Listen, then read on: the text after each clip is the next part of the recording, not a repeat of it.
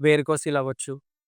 అది వాచిపోయి, ఉబ్బిపోయి, చాలా పెయినుండి నడవడానికి కూడా ఇబ్బంది పడేవాళ్ళు కొంతమందైతే, కూర్చోవడానికి కూడా చాలా ఇబ్బంది పడేవాళ్ళు కొంతమందున్నారు. సో, అలాంటి వాళ్ళ కోసం ఈరోజు మనకి దొరికే దాంట్లోనే ఎలా క్యూర్ చేసుకోవాలి, ఎలా తగ్గించుకోవాలనేది ఈరోజు మనం మాట్లాడుకోబోతున్నాం.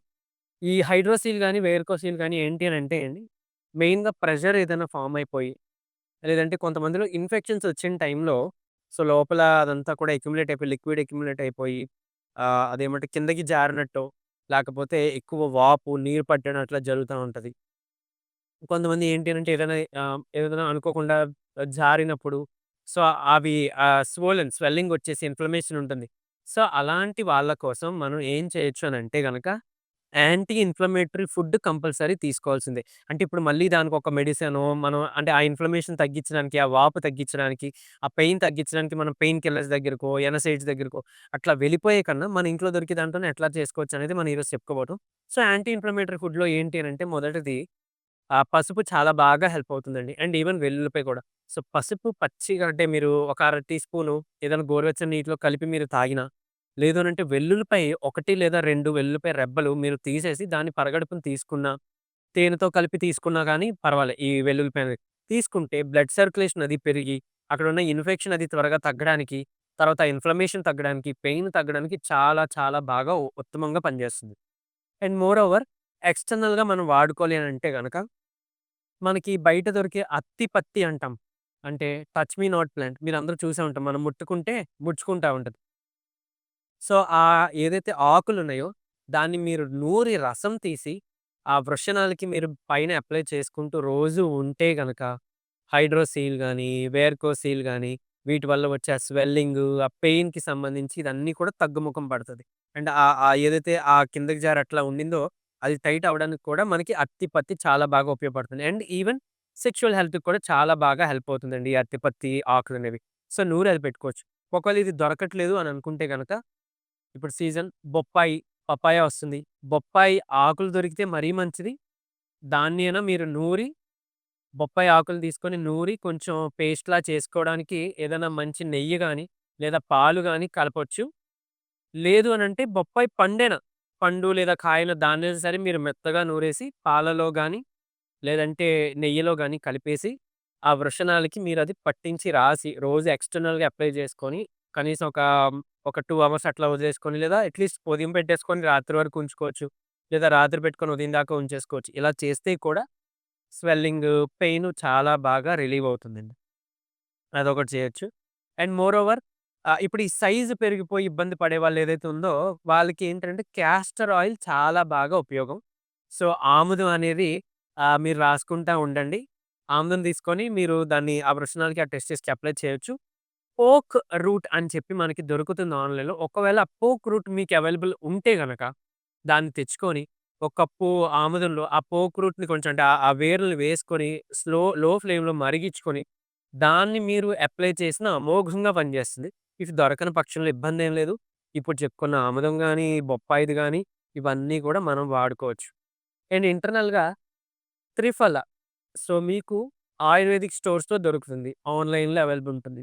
మన దగ్గర అవైలబుల్. సో, త్రిఫల చూర్ణం అనేది తీసుకొని, ఒక చెంచా త్రిఫల చూర్ణాన్ని 2 గ్లాసులు నీటిలో వేసి మరిగించి, ఒక గ్లాస్ వచ్చేదాకా అంటే, ఒక గ్లాస్ ఆవిరైపోయి, ఒక గ్లాస్ వాటరే మిగిలేదాకా మరిగించుకొని, దాన్ని రాత్రి భోజనం అయిన తర్వాత తాగితే కూడా మన బాడీలో ఇవన్నీ బ్యాలెన్స్ అవుతాయి. ఎందుకనంటే మన బాడీలో ఏ అనారోగ్యం వచ్చినా అది వాత దోషమో, పిత్త దోషమో, కఫ దోషం ఇట్లా వీటి వల్ల ఈ ప్రకృతి, వికృతి ఈ దోషాలుంటాయన్నమాట. సో, ఆ దోషాల వల్లొచ్చేవి. సో, అలాంటివన్నిటిని బ్యాలెన్స్ చేసే గుణం ఈ త్రిఫల చూర్ణంలో ఉంది. సో, త్రిఫల కషాయం కంపల్సరీ చేయండి.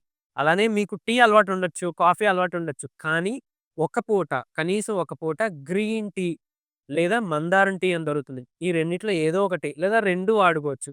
ఖచ్చితంగా ఈ రెండిట్లో ఏదో ఒక టీని మీరు కంపల్సరీ వాడి తీరాల్సిందే. బికాస్ అది యాంటీ ఇన్‌ఫ్లమేటరీగా పనిచేస్తుంది. అందులో ఉండే ఆక్సిజన్ చాలా మనకి ఉత్తమం. తర్వాత దాంట్లో ఉండే న్యూట్రియంట్స్, పోషక విలువలన్నీ గూడా మన హార్ట్‌కి, మన అన్ని చాలా అవయవాలకి కూడా చాలా ఉపయోగకరం అనమాట. అది తీసుకుంటే మీకు త్వరగా తగ్గుతుంది. అంటే చాలామంది ఏంటనంటే ఇంక పెరిగింది టాబ్లెట్స్‌తో తగ్గట్లేదంటే ఆల్‌మోస్ట్ ఇంకా సర్జరీ దాకా వెళ్ళిపోతారు. అది యాస్ ఎ ప్రొసీజర్ అవ్వచ్చు. లేదంటే ఇన్సిషన్ ప్రొసీజర్ అవ్వచ్చు. సో, అంత దాకా వెళ్ళకుండా మనం మనం కాపాడుకోవాలంటే గనక ఇది వాడండి. ఆల్రెడీ సర్జరీ అని చెప్పినా గూడా మీకు పడుతుందండి ఇంక వేరే ఆప్షన్ లేదు అన్న వాళ్ళు గూడా ఇది కంపల్సరీ వాడితే ఒక 45 డేస్ టు 2 మంత్స్ వాడితే కంపల్సరీ మంచి రిజల్ట్ ఉంటుంది. సో, అప్పుడు మనం సర్జరీ నుంచి కూడా చేసుకోవాల్సిన అవసరం లేకుండా మనం మేనేజ్ చేసుకోవచ్చు. సో, ఇది వాడుకోండి. అండ్ ఇంకా చెప్పాలంటే మీకు కరక్కాయ పొడి కూడా చాలా పనిచేస్తుంది. కరక్కాయ ఏం లేదు. ఒక హాఫ్ స్పూన్ కరక్కాయ తీసుకుంటారు. కరక్కాయ పొడి తీసుకొని వేడి నీటిలో కలిపి తాగేసేయండి. లేదా ఈ గ్రీన్ టీలో గాని, మందారం టీలో గాని మిక్స్ చేసుకొని తీసుకోండి. ఎంత బాగా ఉపయోగపడుతుందో మీకు. సో, ఈ గార్లిక్ గాని అవన్నీ తీసుకోవడం చాలా ఉత్తమం. ఈ ఆహార నియమాలు పాటిస్తూ మనం ఎక్స్‌టర్నల్‌గా అప్లై చేసుకోవాల్సింది చేసుకుంటే అతి త్వరలో మీకు మనం ఈ హైడ్రోసిల్ గాని, వేర్కోసిల్ గాని, టెస్టిస్ పెయిన్ గాని, టెస్టిస్ స్వెల్లింగ్ గాని వాటి నుంచి ఖచ్చితంగా బయటపడొచ్చు. సో, ఇది మీకు తెలిసిన వాళ్ళందరికి కూడా మీరు షేర్ చేయండి. ఒకవేళ మీకే ఉంటే గనుక వాడండి. కామెంట్ సెక్షన్‌లో కామెంట్ చేయండి. ఇంకోటి ఓవర్ హీట్ కూడా ఉండొద్దు. అది కూడా జాగ్రత్త పడాలి. ఐస్ ప్యాక్స్ దొరుకుతాయి. మనకి మెడికల్ షాప్స్‌లో జెల్ ప్యాక్స్ ఉంటాయి. అది మన ఫ్రిడ్జ్‌లో పెడితే కొంచెం కూలింగ్ అవుతుంది. దాన్ని కూడా మీరు ఆ టెస్టిస్‌కి కొంచెం మీరు దాన్ని కోల్డ్ కంప్రెషన్ అంటాం. ఒక 5 మినిట్సో, 3 మినిట్సో పెట్టుకోండి. లేదు అనంటే ఐస్ క్యూబ్స్ వేసుకొని ఆ వాటర్‌లో మీరు కనీసం మన నడుం భాగం మునిగేలా మీరు స్పెండ్ చేయండి ఒక 5 మినిట్స్. లేదా డైరెక్ట్‌గా ఐస్ క్యూబ్స్ ఏదైనా క్లాత్‌లో కట్టి, కర్చీఫ్‌లో కట్టి, నాప్కిన్‌లో కట్టి గాని మీరు దానికి ఆహ్, కంప్రెషన్ అంటాం. Cold compression కాపడం. సో, అట్లా పెట్టుకోవచ్చు. అలా చేసుకున్నా కూడా మీకు చాలా బాగా హెల్ప్ అవుతుంది. అండ్ ఈవెన్ స్పెర్మ్ క్వాలిటీ పెరగడానికి, స్పెర్మ్ కౌంట్ పెరగడానికి కూడా మీకు బాగా యూజ్ అవుతుందనమాట.